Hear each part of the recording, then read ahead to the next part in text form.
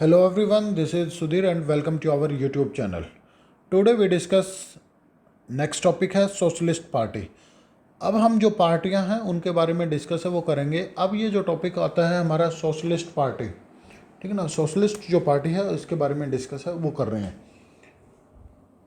देखिए, जो socialist party है उसका जो ओरिजिन है, ठीक है ना, या इसका जो गठन है वो कब हुआ था? 1934 के अंदर हुआ था। 1934 में इसका जो गठन है वो हुआ था और इसको शुरुआत में कहा जाता था CSP, कांग्रेस सोशलिस्ट पार्टी के नाम से इसको जाना जाता था शुरुआत में।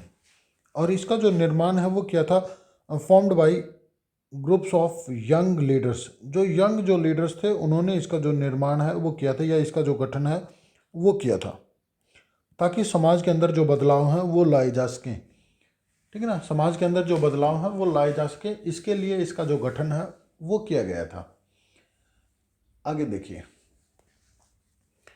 इसके जो फाउंडर जो प्रेसिडेंट थे CSP के, एक मिनट,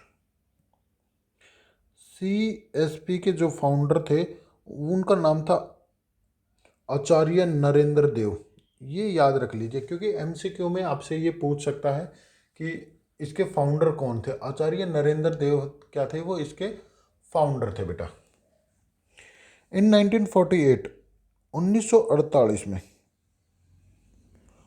सोशलिस्ट पार्टी सेपरेट, और ये अलग हो गई। क्या हो गई?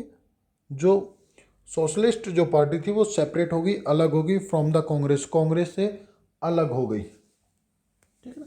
ये कांग्रेस से क्या हो गई? अलग हो गई थी 1948 में।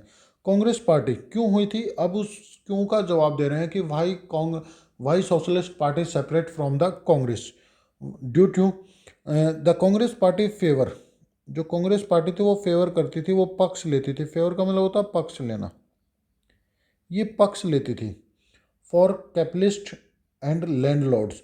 जो पूंजीवाद है उसका पक्ष लेती थी, USA की ओर जा रही थी, या फिर मैं कहूँ कि जो बड़े बड़े जो जमींदार थे उनकी साइड है ये झुक रही थी भाई।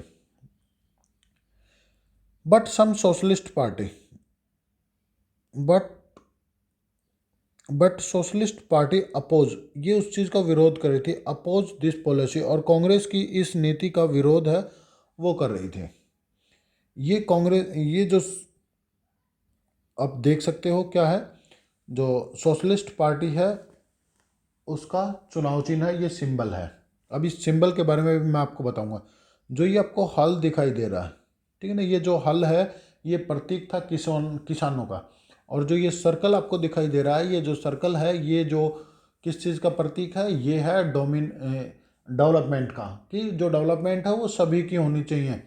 और ये जो पार्टी थी वो समाज को ज़्यादा से ज़्यादा जो प्रीफर है वो करती थी, ठीक है ना। जो सोशलिस्ट जो मॉडल था उसकी ओर ज़्यादा से ज़्यादा ये झुकी हुई थी।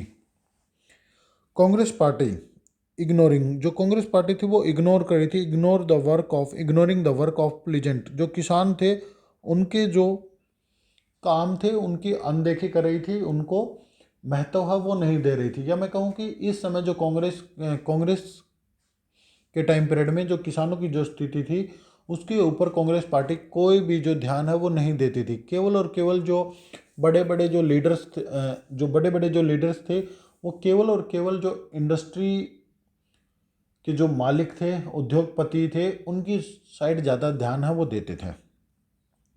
Socialist party split in many parts. जो सोशलिस्ट पार्टी थी वो आगे चल के अलग अलग पार्ट्स के अंदर क्या हो गई? टूट गई। स्प्लिट का मतलब होता है टूटना। ये अलग अलग पार्ट्स के अंदर टूट गई, अलग अलग जो पार्टियां हैं वो बन के सामने आई। जैसे किसान मजदूर पार्टी।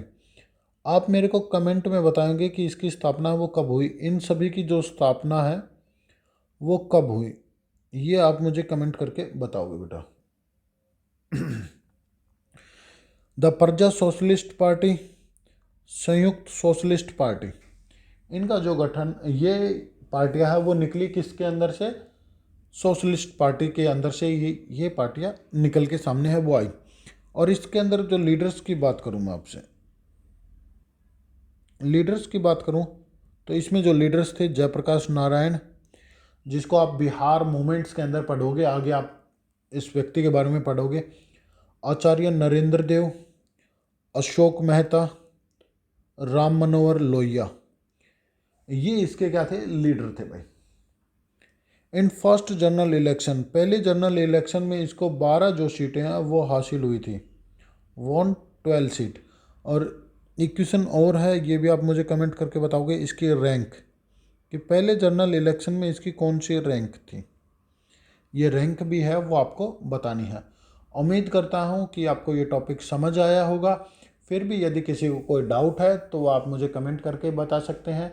और इस वीडियो में जो क्वेश्चन आपसे पूछे गए हैं, उम्मीद करता हूँ कि आप उनके जवाब हैं वो कमेंट में मुझे दोगे। इससे आपका भी जो बेस है वो स्ट्रांग होगा, आपकी जो प्रॉब्लम्स हैं वो धीरे धीरे ऐसे ही सॉर्ट आउट है वो हो जाएंगे। चलिए मिलते हैं नेक्स्ट टॉपिक के साथ, जब तक के लिए thank you and thank you very much बेटा।